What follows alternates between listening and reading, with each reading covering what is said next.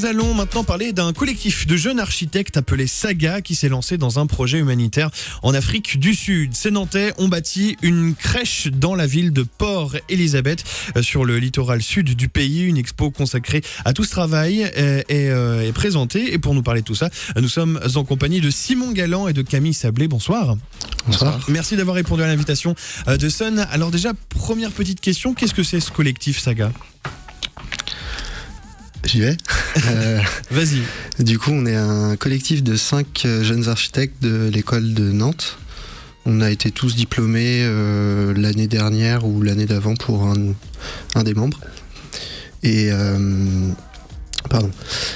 donc on a créé ce collectif en 2014, en décembre, autour de l'opportunité qu'on avait de partir en Afrique du Sud pour faire ce projet. Et depuis, on est revenu à Nantes. Et on essaye de continuer le projet et on a aussi d'autres envies à côté, d'autres projets. Et du coup, c'est l'idée de continuer cette aventure. Voilà. Donc la création, ça s'est fait en 2014. Et dans quel contexte ça s'est fait, ce projet spécifiquement ça a été créé pour ce projet-là ? Ouais. Alors le projet existait avant nous. En fait, le projet il a été monté là-bas à Port-Elizabeth par un certain nombre d'ONG qui travaillent là-bas autour d'une communauté qui est donc une communauté défavorisée de Port-Elizabeth et qui essaye de mettre en place des choses pour se développer. Et petit à petit, ils ont eu l'aide de gens sur place. Et nous, on a fait la connaissance il y a quelques années d'un architecte qui travaille là-bas, qui s'appelle Kevin Kimwele, et qui nous a invités à venir travailler avec lui sur ce projet. Pourquoi avoir choisi de vous intéresser à ce projet de crèche en particulier ? Après, en fait, c'est Simon qui est parti en Afrique du Sud pour un échange académique c'était en 2013, il y a 2 ans, et donc c'est là où il a rencontré Kevin. Et après, nous, après l'école, en fait, on s'est dit, c'est pas forcément évident de trouver du travail en tant qu'architecte, et on avait aussi envie de faire des choses, de travailler sur l'espace public, de travailler aussi avec des gens justement auxquels l'architecture des fois échappe un petit peu. Donc on s'est dit, il faut qu'on aille un petit peu dans ce genre de projet. Et on avait envie de parler de sujets autour du social, autour de l'amour en général aussi, tout simplement, avec l'aide à des communautés défavorisées. Alors c'est quel genre de ville, Port-Elizabeth ? On appelle ça un township, c'est bien ça, hein ? Alors Port-Elizabeth, c'est pas les townships, on peut pas résumer Port-Elizabeth à que des townships. C'est une métropole qui fait environ 1 million d'habitants, donc au sud de l'Afrique du Sud, et effectivement une assez grande partie des habitants vivent dans des townships.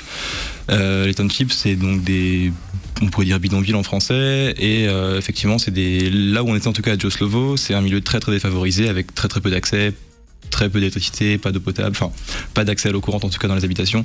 Donc c'est vraiment un milieu très défavorisé, pas d'espace public, etc. Mais effectivement, tout Port-Elizabeth n'est pas que du township, même s'il y en a beaucoup. D'accord. Et au démarrage du projet, vous avez donc, je suppose, répondu à un appel d'offres ou du moins un cahier des charges. Quelles étaient vos missions de base ? Nos missions de base, c'était, en fait, nous, quand on est arrivé, le projet était déjà un petit peu lancé. Il y avait déjà quelques dessins, il y avait un programme qui avait été établi par les gens qui travaillent déjà là-bas.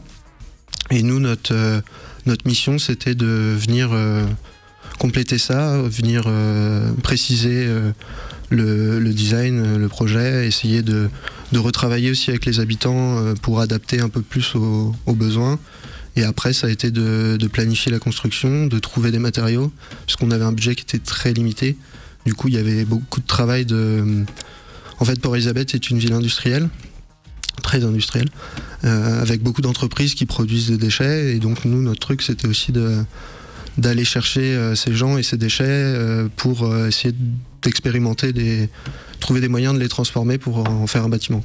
Donc chacun avait sa tâche, ou finalement, par exemple, l'un de compléter les plans, l'autre de trouver les matériaux, finalement vous avez un peu tous travaillé ensemble ? On a tous travaillé ensemble, et du coup c'est peut-être l'occasion de dire aussi qu'on a emmené avec nous des étudiants de Nantes, de Marne-la-Vallée à Paris et de Rouen, qui étaient donc en stage avec nous. Et du coup on était une équipe de 12, Plus on a des amis aussi qui sont venus, donc on a été une équipe à géométrie variable, mais à la fin on était plus de 40 à travailler sur le projet. Et vous étiez 40 à être partis là-bas, à Port-Élisabeth ? Non, on est une quinzaine en tout à être partis de France pour aller là-bas, et après il y avait aussi des gens sur place.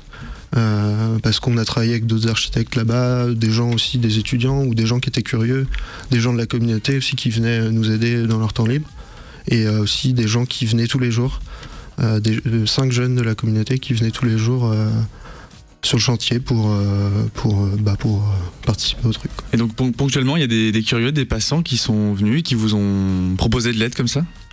Ouais. Bah, vas-y, réponds. Ouais, assez rapide. Enfin, en fait, justement, ça a été une grosse part de notre travail. Ce qu'on voulait, c'était vraiment inclure le plus de gens possible autour du projet, notamment de la communauté.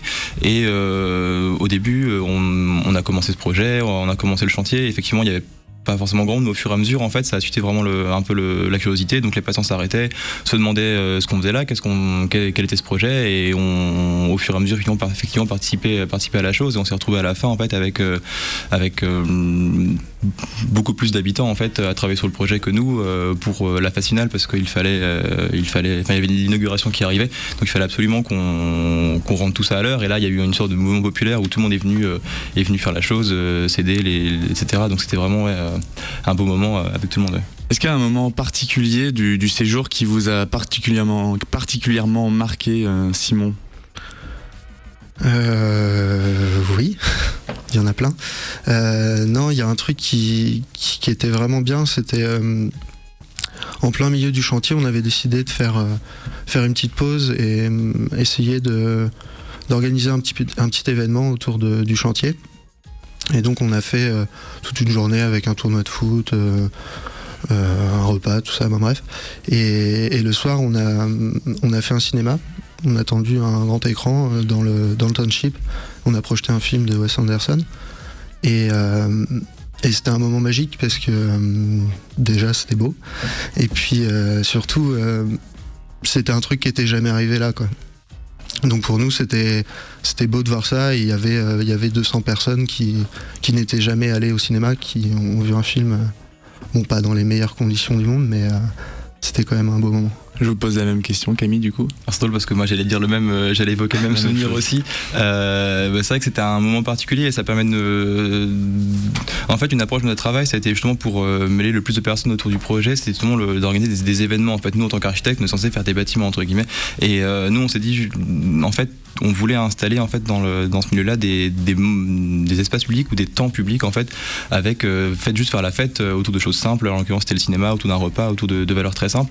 Et c'est des choses qui sont très absentes en fait de ces quartiers-là. Donc c'était vraiment un moment, magique, et qui en plus a vraiment servi le projet qui a permis de vraiment créer du lien et de faire tomber beaucoup de barrières qu'on pouvait avoir entre nous. Alors maintenant, le projet est terminé. Est-ce que vous avez quelques retours ou pas, de témoignages qui vous reviennent de là-bas ? Ouais, bah les enfants sont installés dedans. On a vu ça juste avant de partir pour certains d'entre nous, et ça continue de marcher. Les gens sont plutôt contents d'avoir un bâtiment qui tienne la route. Après, nous, on est en phase de préparation pour y retourner, donc on attend avec impatience de pouvoir discuter avec les gens et de voir comment ça évolue. Alors à votre retour, vous avez monté donc une exposition sur tout le projet. Est-ce que vous pouvez nous en dire 2 mots ? Alors en fait, donc l'exposition, elle a commencé le 24 novembre, elle est jusqu'au 17 décembre à la Galerie Loire de l'école d'architecture, donc sur l'île de Nantes. Et on est venu, c'est sur proposition du directeur en fait, qui était assez intéressé par notre démarche. Il nous a proposé cette exposition, et on est venu en fait, il faut venir voir pour comprendre un peu ce que je veux dire, mais on a essayé d'investir cette galerie complètement, parce que c'est un espace qui est très très grand, qui fait 500 mètres carrés, et on est venu le remplir vraiment physiquement complètement avec des couvertures de survie. Donc c'est une sorte d'écrin doré en fait qui vient entourer ce projet comme une sorte de grande forêt dans laquelle il faut se glisser, avec des clairières autour de différents modules d'exposition avec différents thèmes. Et donc le but, c'est vraiment de se perdre, de se glisser entre les différentes feuilles dorées, et d'être dans une sorte de rapport d'intimité avec les photos, l'exposition. Et on a voulu en fait un petit peu cette image-là représenter nous l'intimité qu'on a eu, la proximité qu'on a eu en fait avec ce projet et les personnes sur place. On a voulu la retranscrire un petit peu dans l'exposition avec la couleur dorée qui met un petit peu le doigt sur un petit souci qu'il y a quelque part dans le monde.